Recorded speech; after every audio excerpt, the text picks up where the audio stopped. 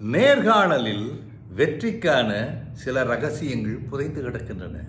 அவை யாரும் அறியாத கம்பசூத்திரம் அல்ல. ஆனால் அவைகளை பற்றி நாம் சரியாக நினைவு கூறுவதில்லை. எல்லோருக்கும் தெரிந்த விஷயங்கள் இப்பொழுது நான் சொல்லுவேன், அடை இதுதான் எனக்கு தெரியுமே என்று தோன்றும். ஆனால் அதை நீங்கள் செய்யவில்லை அல்லவா? முனைப்போடு செய்து பாருங்கள், நிச்சயம் வெற்றி வசப்படும். நிறுவனம் எதை எதிர்பார்க்கிறது என்பதை புரிந்து கொள்ள வேண்டும். மனத்திடம் மட்டுமே பணியில் அமர்த்தாது, மாறாக திறமையான நம்பிக்கை, அதே நேரத்தில் ஒத்துப்போகும் தன்மைகள், நீங்கள் எந்த அளவுக்கு அங்கு பங்களிக்கிறீர்கள், உங்களுடைய சாதனை என்ன, இவை அனைத்தையும் பார்ப்பார்கள். அதை பற்றி நீங்கள் ஏதேனும் தெளிந்து புரிந்து சொல்லும் பொழுது சரியாக சொன்னால் நிச்சயம் நீங்கள் அவர்களை கவர்ந்து விட்டீர்கள். சரி, நட்சத்திர கதைகளை தயார் செய்து கொள்வது சிறந்தது. இந்த மாதிரி கதைகளை அப்படி அங்கு நடந்தது இங்கு நடந்தது யாம் தேவை. தலைமை பிரச்சனைகளை கையாளுதல் குறித்து நிச்சயமாக உங்களை சோதிக்கும்.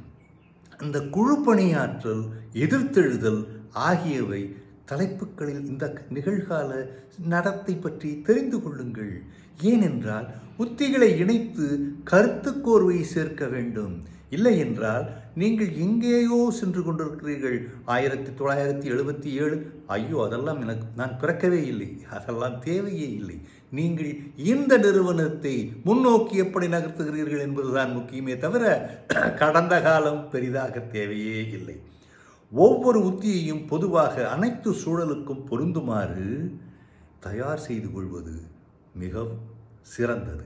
இவை அனைத்தையும் நிறுவன பங்களிப்புக்கு பொருந்துமாறு இணைக்கும் பொழுது, ஆஹா, நம் நிறுவனத்தை பற்றி இவ்வளவு தெரிந்திருக்கிறான் அல்லவா, பரவாயில்லை என்ற எண்ணம் தோன்றும் அல்லவா? அந்த எண்ணம் உங்களை நேர்மறைக்காக எடுத்துச் செல்லும். பேச்சு, உரை ஆகியவற்றை நீங்கள் பதிவு செய்து கொள்ளுதல் நல்லது. நிறுவனத்தில் அல்ல, பொதுவாக. ஏனென்றால் நிழல் படம் எடுத்தும் தவறுகளை திருத்தலாம். அதிகபட்ச தேவை ஒரு கைபேசி மட்டுமே. திரும்ப திரும்ப பேசும் வார்த்தைகளுக்கு விடை கொடுத்து விடுங்கள். அந்த வார்த்தைகளை தவிர்த்து விடுங்கள். ஏமாற்றம், தளர்ச்சி ஆகியவைகளை இனங்காணுதல் வேண்டும். அப்படி இனங்காணும் போது அவைகளை தவிர்ப்பது மிகவும் சிறந்தது. அடுத்தவரின் சொந்த கருத்துக்களை அறிவது தேவை. அப்போதுதான் நேர்காணலில் பதட்டம் தொலையும்.